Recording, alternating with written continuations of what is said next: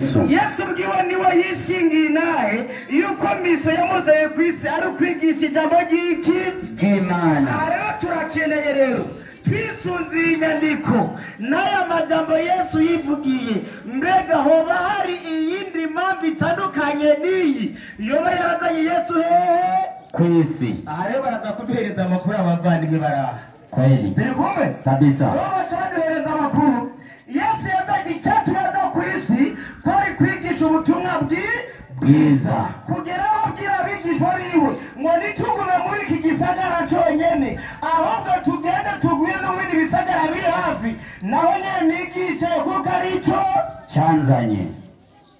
Uyu ni Yesu kweli, uyu ni Yesu, uyu niwe yivugiye. Yesu ngo yazaye no kwigisha, noneho yaje kwigisha abande. Tegwe marimo ndio yaje kwigisha bande. Twarikumwe 15 ibinda kare Matayo 15 murongo wa 24 ubutumwa bwiza bwanditswe na Matayo. Hatagira uza kwihenda aje kubira amajambo ya Yesu, azane iyindi misi itandukanye n'ibyo Yesu yagize iki yavugiye, kuko tugendera kubishinga naye byande bya Yesu. Somiyo inyandikira giriti ndiyo Yesu n'undi arabishura ati, Yesu yongera arabishura ati, sinatumwe ku bandi ati none hajeho Yesu kubona je kwigisha. Ndazi ko abantu bakunda kujya dunyuri bakikunda ngo nimwige wende barundi bora batungeko cyangwa bakongobera abandi, ati byo sinigeze no makobandi atari kuri bande, atari kuna mazazi mezi inzu ya Israeli, ati jana tunakuza kwigisha ni na mazazi mezi inzu ya Israeli. Inzu ya Israeli ni mijango 12 Yakobo yabyaye abana 10 bangahe 12 abahungu 12 ababyaye kwa gore bangahe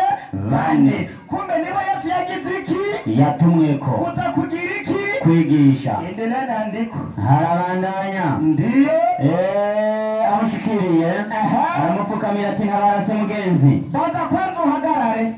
Aha umuntu yashaka kwishira mu banyisirayeli akana atari umunyisirayeli kugera aho yifuza ko Yesu yomufasha ibibazo afise. Byagenze gwiki harabandanya habubwira ati aramwishura ati ndiyo si byiza ko abira umutima w'abantu ukawuterera utubwa. Uyu mugore amaze kuza gusaba icyo Yesu yomufasha mu bibazo yarafise, Yesu avuga ati wa mugore we ndazi ko mubodera tumwe kuza kwigisha wowe nurimo, ariko none si byiza kugira kwabira umutima w'abantu ukawuterera utubwa. Ati si byiza kwabira umutima w'abantu ukawuterera iki utubwa. Abana bavuga yarabana bahe basha ikinyume n'abanyisirayeli abana bavuga yarabana b'abanyisirayeli, ariko utandukanye n'umunyisirayeli imbere ya Yesu nakana gaki uwachachika kabwa. Uyo ni Yesu ndugu yangu, si twebwe kweli. Imbere ya Yesu tamunyisirayeli kabwa,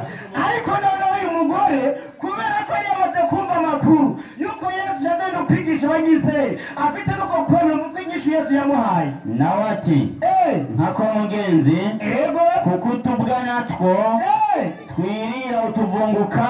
Uyu mugore atigata umunyisirayeli ati nkako mugenzi ndazi neza ko utubwa twirira utuvunga twagize iki dukorokera munsi y'ameza y'abashebuja, ati dukorokera munsi y'imeza y'abaki y'abanyenetwo abashebuja n'abayisirayeli. Uyu mugore kwa wihaki utubwa turafungura nangore tubabasomereza nayo magufa je basingarira hanyishe ndiyo. Uno Yesu aramwisha tukwizera kwawe ni kwishi. Yesu asamubwira ati wa mugore we ndabona kubyukuri warushonje kufite ukwizera ngo kwizera kwawe ni kwishi. Raba kwizera kwawe ni kwishi nyina wanje ndiyo bikubere kugomba. Hagarara ngaho rero. Aha nabimajije kwigisha n'ukwerekana abo Yesu yatumwe ko abaribo nizo Kristo yezina twayumvise ko Yesu yaje kwigisha abantu ijambo ry'Imana, yaje kwigisha abantu ijambo ry'Imana, tukaba tumvise n'abana baribo abanyisirayeli. Mbega inyungu yari yahe mwiri jambo ry'Imana bigishijwe na Yesu harimo? Naam, turi kumwe ndio 10:14 Matayo 17 umurongo wa 4 inyandikiragira iti ndiyo abantu mwumvirize. Matayo 17 abari heze mani heze nyandiko nimwihane Petero abwira Yesu ndiyo ati mugenzi bitubereye byiza ko turi hano. hagarara iyo nyandiko Yesu yabwira abanyisi ati nimwihane kuko ubwami bw'ijuru buri hafi. arabwira ngo bihane mu nyigisho Yesu yabigishije yababwiye bihane kuko ubwami bw'ijuru buri hafi. Matayo 17 ndiyo ni 4:17 guhera ubwo Yesu atangura kwigisha ati mwihane nimwihane kuko ubwami bwo mu ijuru buri hafi. yigisha abande Abanyisirayeli yigisha abanyisirayeli bihane kuko ubwami bw'ijuru buri hafi. ariko abandi bibazi ko Yesu yaje kubacungura ibyaha byabo, ariko Yesu yaraziye gataje gucungura abanyisirayeli ibyaha byabo ahubwo kugira ngo ibyaha bibabe kubisaba ko bihana. ariko ababingo bakunda donyine ngo yaje kubapfira ku muzabo. Yesu abo yatumye ko ntiyigeze avuga ko yaje kubapfira ahubwo kugira ngo were icyaha kikuveko utegereza kugira iki? kwihana. abateka bityo ngo Yesu yaje kubagirira iki? ngo yaje kubacungura. aho rero turagenda neza ndabasaba ko bankurikira neza tugana amajambo yande ya Yesu.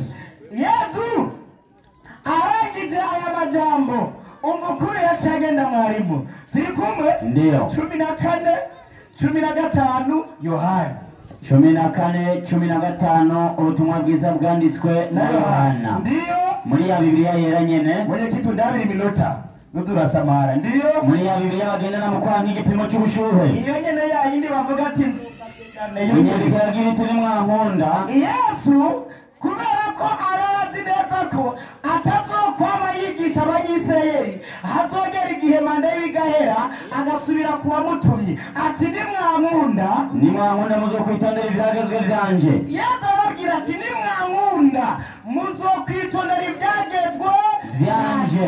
N'ibyagezwe bya mbere Yesu aje kwigisha yahamagara abantu gukomera Imana imwe rudende n'ukomera ko nawe yatumye n'iki n'Imana. nicyo cyageze cya mbere Yesu yigize abanyisirayeli. harabandanya nanje ati nanje Yesu uzosaba data n'abazoba uwundi mwitsa ati naje nimwankunda noneho nzosha saba data Imana yanje ibahereze uwundi mwitsa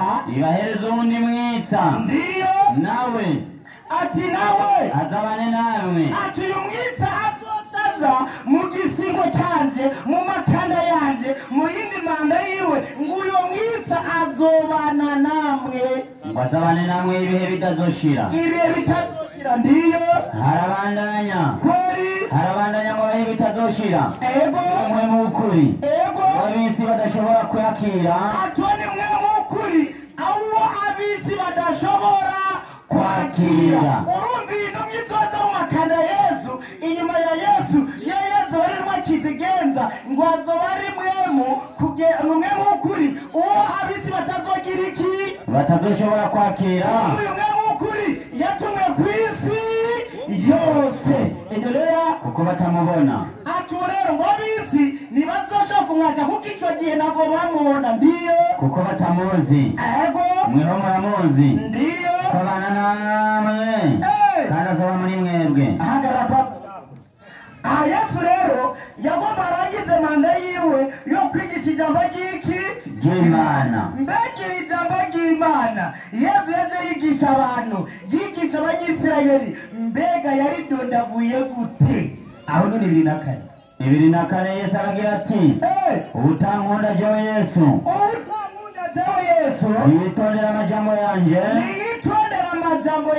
kandi ijambo mwumva si iryanje ariko rya data yantumye na Yesu. sinzi ko muko muranega neza abapastori muri ngaba abakozi b'Imana ndabasabe neza hataza kuzanira ngaha amateke n'amafikiru nivugiye umuceri. turi kumwe hatagira ugana kubiri azana ibyo nigeze mvuga mpamvu mbeshere kandi ibyo navuze ari inyandiko zanditswe ngaho kandi ari amajambo direct mu kanwa kande ka Yesu. ngijambo mumva si iganje ariko ni data yagize iki? yantumye. iyo amaze gutumwa acika iki? intumwa. intumwa nayo buri gihe iba yatumwe. niyo mpamvu Yesu yavuze ati tugende mu bindi bisagara biri hafi naho nyene nigishe kuko ari cyo canzanye. turakeneye rero mwebwe bapaswe mutubwire mbega hoba hari iyindi miso iri special, iyindi mpamvu yoba yazanye Yesu ngaha kw'isi itandukanye n'izi mpamvu tumvise Yesu yagize iki? Yakoze. Yivugiye bwiwe. Muraza kutubarira. Oya, bisigaye zoba ari urusaku. Baraza kutubarira. Mbega mwarimu, inyungu yo kwemera ko Yesu yatumwe n'Imana yaje kwigisha, mbega inyungu ni iyahe? 17 Yohana 17 Yohana yandikira agira ati ubu nibwo bugingo budashira, ubu nibwo bugingo budashira, ko bamenya wowe Imana yonyene y'ukuri, ko bamenya wowe Imana yonyene y'ukuri, n'uwo yatumye Yesu Kristo, n'uwo yatumye yitwa nde? Yesu Kristo. Kugira umurazo w'ubugingo budashira ategeza kwemera y'amabwirizwa Yesu yavuga yuko hari Imana yonyene imwe y'ukuri, kabiri n'uwo yatumye yitwa nde? Yesu Kristo. Imutabyemeye nta bugingo budashira ugize iki? Ufise. Kumbe utarimwo wowe ubugingo bwawe nibwo ni mu muriro, mu gikoni ndugu yawe.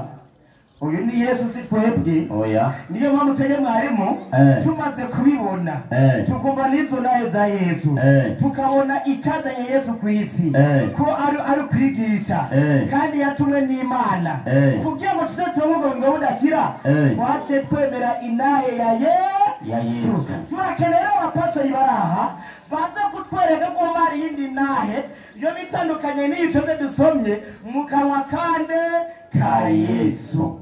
Ariko rega ndazi ko bakunda nabo bugingo budashira baramukunda rero mwarimu abanone boshaka ko imibiri yabo yoja muri gihoro mu kwe none nzo kuri uwemera kuba kafiri nagiye umva ko bawemeye muri none nabakafiri awe nabyutse nabyutse ndaza kubyumva kubera ko mwarimu abantu bose tuzamira kubyo Yesu imaze tuzamira kubyo mama rero ibyo baza kwama turaza kwibona ngaha nibarangiza turabika n'abahakanye cyangwa atarabaki kiretse bahindutse mw'iyi wewe wabyibagiye. Allahu Akbar. Niko rero mwarimu wamekufuru tindira wale waliosema mwarimu burikira kwanza Yesu rero amaze kuba impamvu yamuzanye imiso yiwariyo ari ijambo ry'Imana ndiyo kandi iryo jambo ry'Imana kwigisha abanyisirayeli kweli nyungu abanyise bategeza kuronka ngiriziya ariyo bikurikire mwarimu inyungu abanyisirayeli bategereza kuronka cyangwa barose kuba Yesu yatumye kuri bo hama bakamuyoboka umva inyungu barose yariyo ibyakozwe n'intumwa inaha y'intumwa 12 za Yesu 5:31 5:31 igitabo cy'ibikorwa by'abatumwa ndiyo inyandiko irababwira iti ntibica amatwi uyo Imana ati uyo Imana yamushyize hejuru Imana yashyize hejuru Yesu n'ukuboko kwayo kw'iburyo na n'ubu Yesu amaze kurangiza igihe cyo kwigisha icyo gihe Abanyisirayeli yaciye aduzwa mu ijuru na n'ubu ahagaze iburyo bw'Imana bandaye inyandiko ngo abe mukuru n'umukiza ngo Yesu abe mukuru kandi n'umukiza ngo ahe Abisirayeli ati ngwahe Abanyisirayeli kwihana no guharigwa ibyaha. Niyo mpamvu Yesu uko aha Abanyisirayeli kwihana ni ukubigisha ukugoroka kwanza uguharigwa ibyaha ni byanirwa twasanga kane 10 Matayo ati nimwihane kuko ubwami bw'ijuru muri hafi.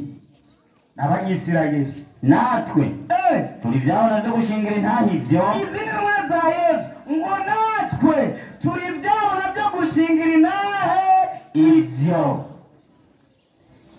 intumwa zande za Yesu 12 ngo nazo ngo nidasigaye mu gushingira inahe nde ivyo niko n'abana babo bijira bo mu gushingira inahe nde Yesu ushatu abaza mwebwe na Yesu mwagenda nihe kabisa mwebwe na Yesu mwarigiye n'icamo mu ishuri rya Yesu karigisha mwebwe usanga haciye aho muzana iyindi nayo itandukanye n'iyande ni ya Yesu none tushatu kabaza haba Yesu bagira iki batwishure twebwe mwarimu naam ateko baze korekana kweli miso inyigisho yazanye Yesu mw'isi wari ukwigisha ijambo ry'iki ry'Imana. amaze kwigishwa no gucagurwa no gutumwa yabaye intumwa y'iki y'Imana. Banakeneye igihe yatangura kwigisha yarakwije imyaka 30 gatatu na gatatu Luka 3:23 ubutumwa bwiza bwanditswe na Luka. ndiyo Inyandiko iragira iti aho Yesu yatangura kwigisha, aho Yesu yatangura apana ntabwo handitse aho Yesu yatangura kubambwa oya aho Yesu yatangura kwigisha yaramaze imyaka nka 30 avutse. yaramaze imyaka nka 30 avutse, imyaka 30 y'amaki y'amavuko, aho yatangura kugira iki kwigisha. ubona handitse aho yatangura kubambwa Oya, aho yaba aho yarya inkoni. Wapi? kuko we harimo abavuze ngo yahambwe ngo saa 3 abandi saa 6 yari muri seya Iyo ni remenanye yo turi kabisa. niyo mpamvu navuze ati aho yatangura kubambwa Oya, ahubwo naho yatangura kugira iki kwigisha. komera twebwe nuko tugenda aha rero duherukire umukozi w'Imana singaha aje mwizi nyandiko tumva amakuru baduhereza cyangwa binashitse aje mu zindi kubera Bibiliya ni ndende watuzaniye iyindi mission itandukanye niyo twumvise. Turaza kumenya uko tubigenza. tumenya uko tubigenza kuko cyo tubaza Yesu none Yesu wewe ko byo wavuga ukuri utagoreka karimi byagenze gutende ugoreka karimi. Ngira inyuma yo kuvuga ivyo yandurutse abanyamuragi bikaba ngombwa ko bamuvugira ibintu. wewe mwarimu Yesu yaramurumuza navyo yaramwita navyo nibaza yaramwizoga yaraprimus ivyo navyo nibaza yoza kuzana indi rero itandukanye niyo gute kandi asha usanga ari indi Bibiliya abandi kandi Yesu nta giturire yarya oya kandi Yesu ntabwo ari umunyabyaha wapi bigaragare bazi ngo kubyaha yoba yari igiturire aca aragore kururima avuga ayandi maja Yesu yarivuze Somera 8:26 8:26 Yohana inyandiko igira iti ninde muri mwebwe ati ninde muri mwebwe iyo nyagiriza icyaha nakoze yigeze akora kuvuga ukuri kuko mvuga iki ukuri kumbe ibyo Yesu ibyo rwasonye by'inahe miso yazanye Yesu ngaha ku isi yavuga ukuri. Turakeneye ko abandi baza kubyereza ukuri gutandukanye n'ibyo Yesu yagize iki yavuze. Kubereza abapato yivugiye ko yavuga ukuri mbona abahereza impanuro kugira nange mikoro hatagira uwundengereza y'umunani nivuga amajambo cyangwa undengereza y'icenda nivuga amajambo 8 aje kuvuga ibyo nigeze mvuga aheza mbeshe n'abasabye mw'abapuma bakoze n'Imana mudava munyambikiwa. Salamu alaykum. Wa alaykum assalam wa rahmatullahi wa barakatuh. Allahu akbar. Allahu akbar. Tueje kumva amajambo meza cyane amajambo yavuzwe nande na Yesu ubwiwe. Mwenyekiti hagurutse umwarimu wawe nawe twumve kutapfa tudana amajambo ya Pawulo na Timoteyo sinzi nibi niyo nyandiko yo muri Mariko igice cya 38 kugira ngo tubege misi ya Kristo Yesu kuza mwisi kazi.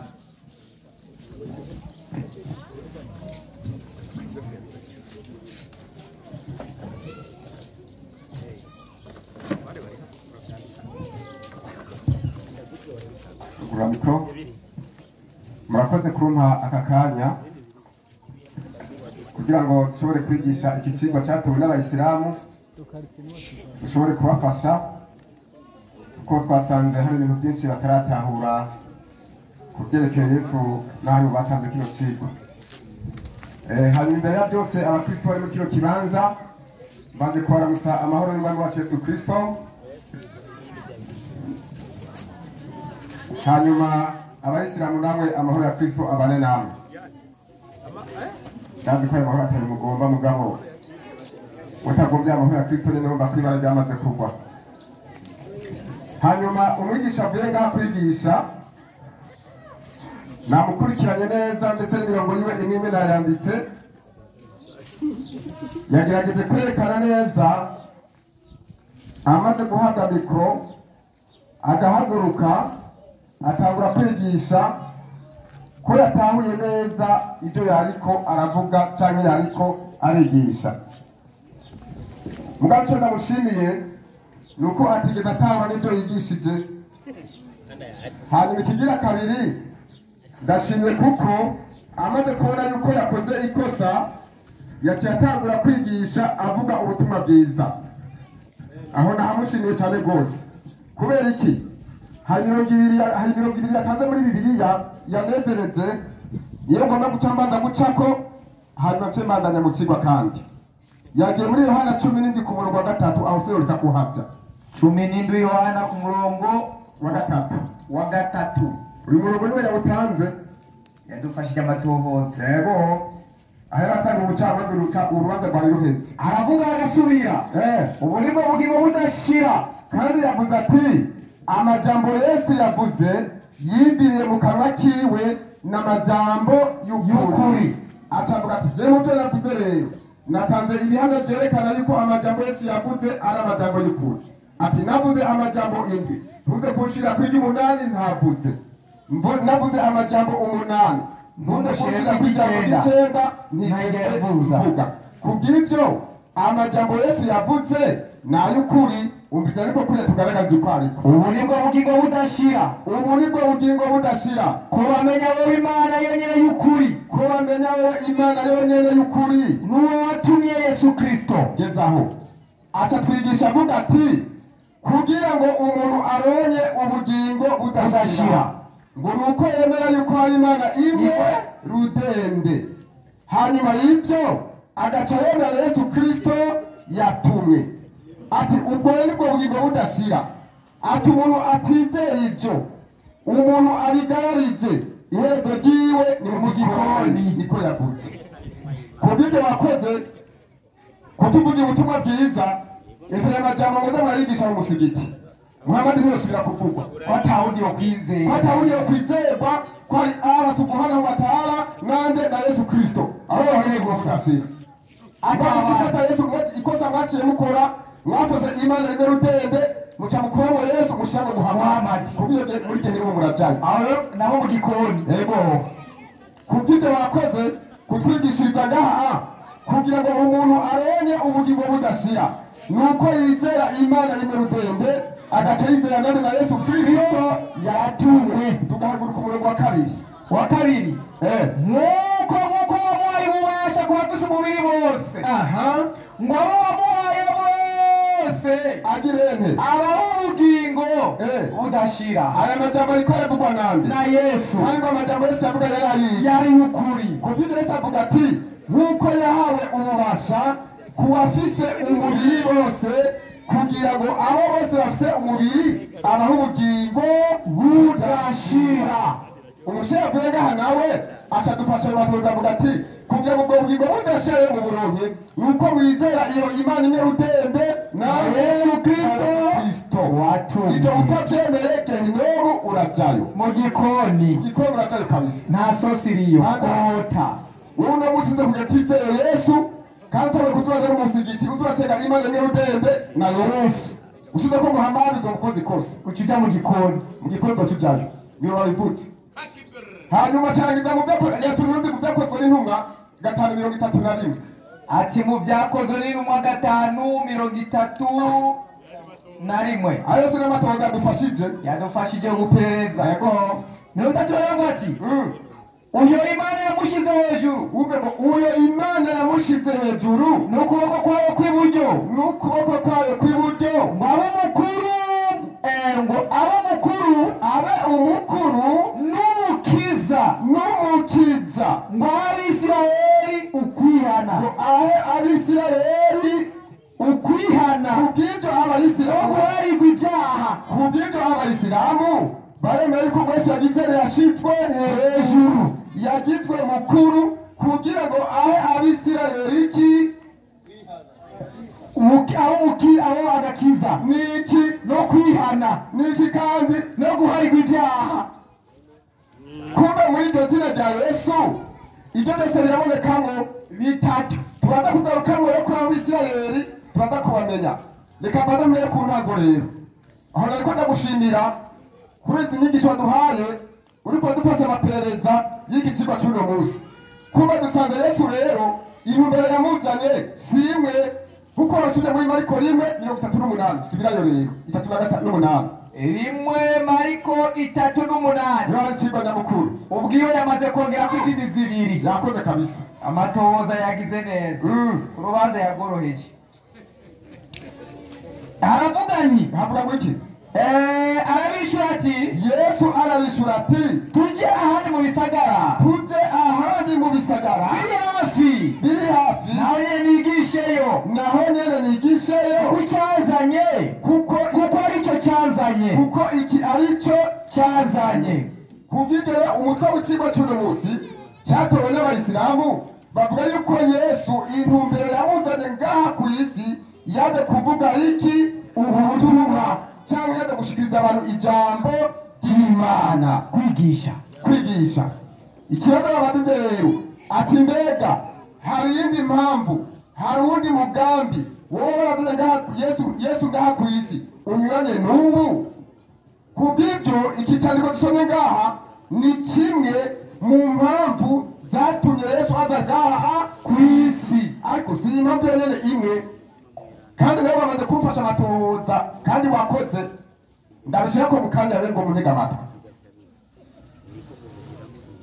avuye ngaho akagenda muri Matayo 15:24 aho umugore w'umunyakananikazi yagiye kwa Yesu kugira ngo amusabe imfashanyo amufashe hanyuma Yesu akavuga ati si byiza kwabira umutima w'abana ukawuterera ubutuka akavuga ati kubw'ibyo ngo hari abantu bagomba kurya dunyuri atari n'Abisirayeli ati kubw'ibyo Yesu avuga ati umuntu wese atari umwisirayeli uwo ngo yitwa iki akabwa sawa aho nakosa ririmo dore umuntu umwisirayeli nakabwa Padasura umwisirayeli wewe nakabwa kubw'ibyo nawe utukorekera muri wa mugu w'iki wakabwa wetarabaki Abisirayeli ayo majambo n'ay'ukuri kuko Yesu yagitene yayavunze sawa icyo ukwiye kubanza kumenya rero kugira ngo usokokere muri uwo mugwi wo gutaba imbwa ni ukubanza kumenya mbega Abisirayeli ni bande mbega intama ni bande tubanze kwanza tumenye intama ni bande ni ukuvuga iki bisigura iki genda mw'Izaburi y'ijana Zaburi y'ijana ku murongo wa 2 Zaburi y'ijana ku murongo wa 2 tugomba tubanze tubonere intama duce tubone n'Abisirayeli rero abaribo ikigo bamaze kukirangiza kera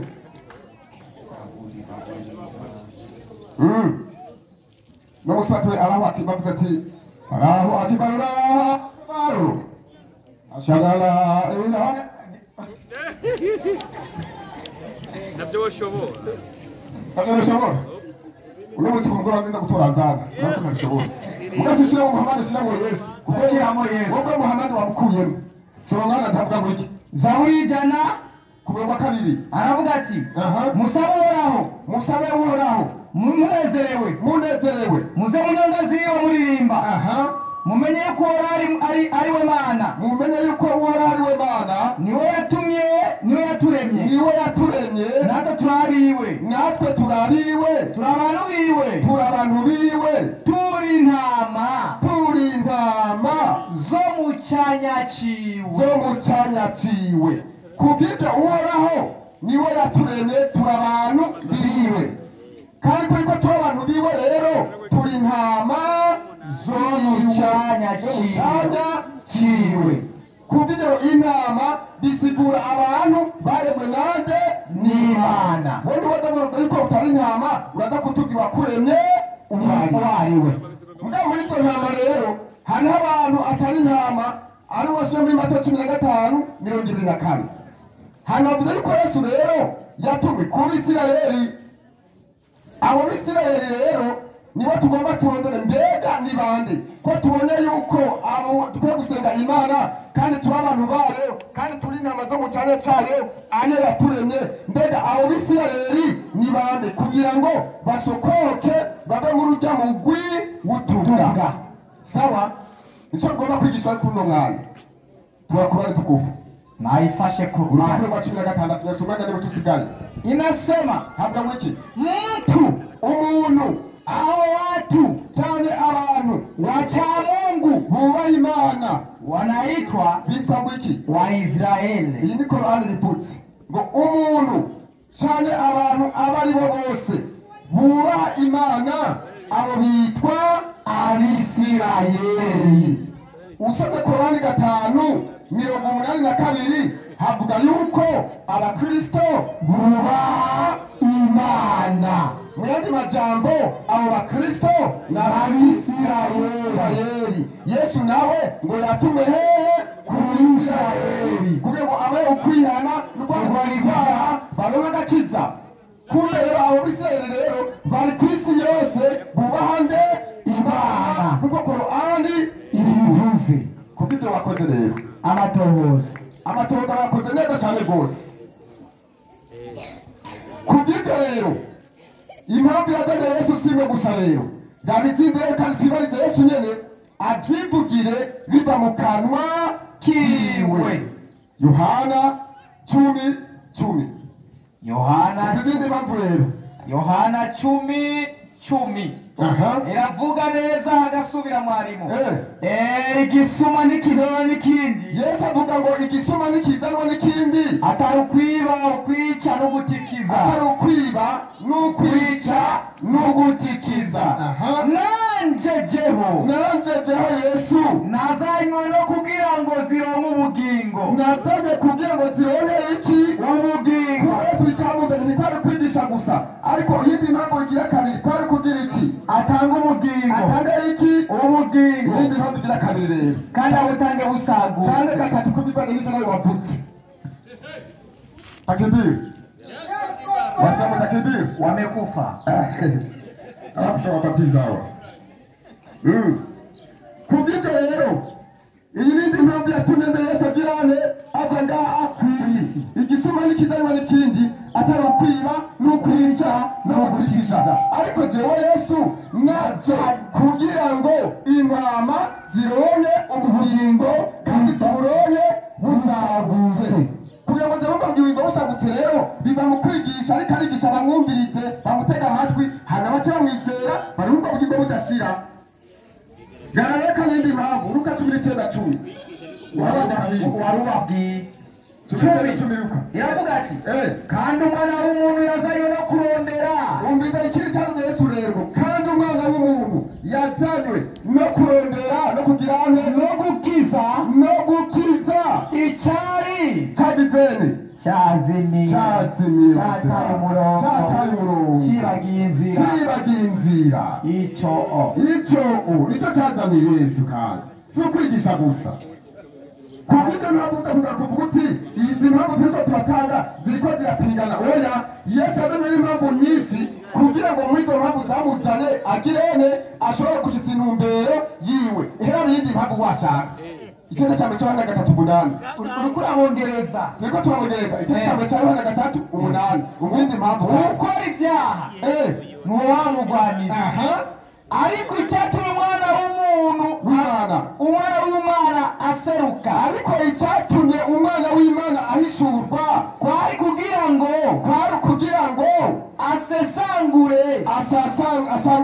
asangangure ibikorwa byande ibikorwa by'umugwanira. wowe izindi mpamvu yazanye amenagure ibikorwa bya Satani.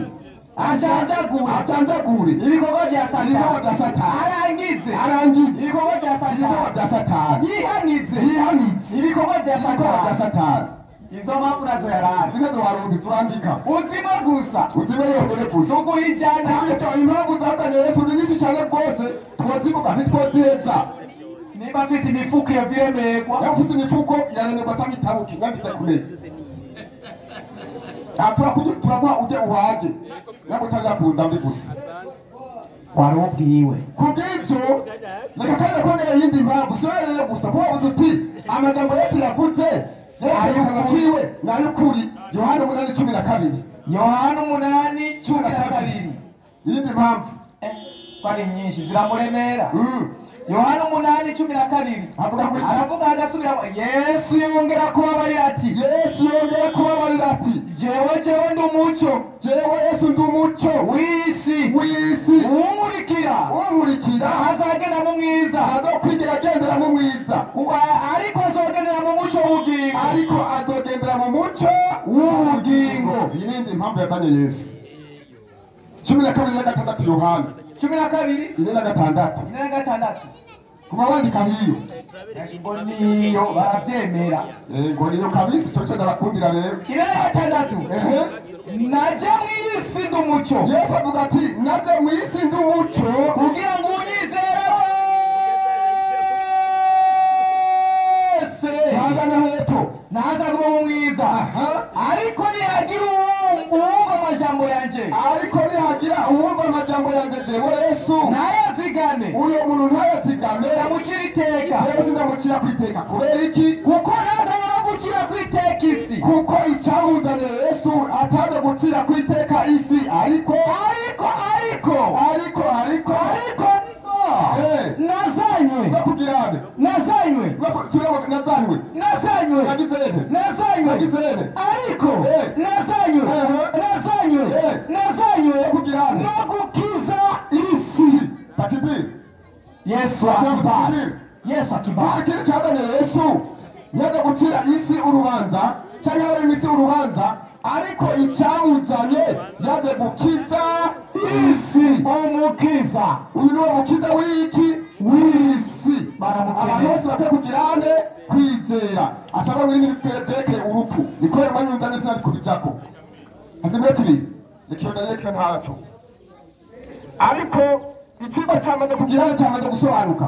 hanyuma hari umurongo yatanze muri Yohana 14 uhera ku 15. reka ndangirizaho asome numva ikinyoma yatanze 15 nimwe nkunda. Yesu ariko aravuga ngo nimwe nkunda jewe Yesu muzokwitondera ibyagezo byanje jewe Yesu. muzokwitondera ibyagezo byanje jewe Yesu. nanjye nzosaba data abazaba wundi mwiza ngo azabane namwe ibihe bidashira. ngo nzosaba data nawe azabahe umwitsa wazogirana muzobana ibihe bidashira. azobana nawe ibihe bidashira. niba ayo magambo ariko aravuga byari isezerano ryo kuzorungika nde mumenyereye yuko azobana n'abigishwa ibihe bidashira. ikibazo gica kiza mbega uyu Muhamadi aracyariho ibihe bidashira cyangwa yarapfuye?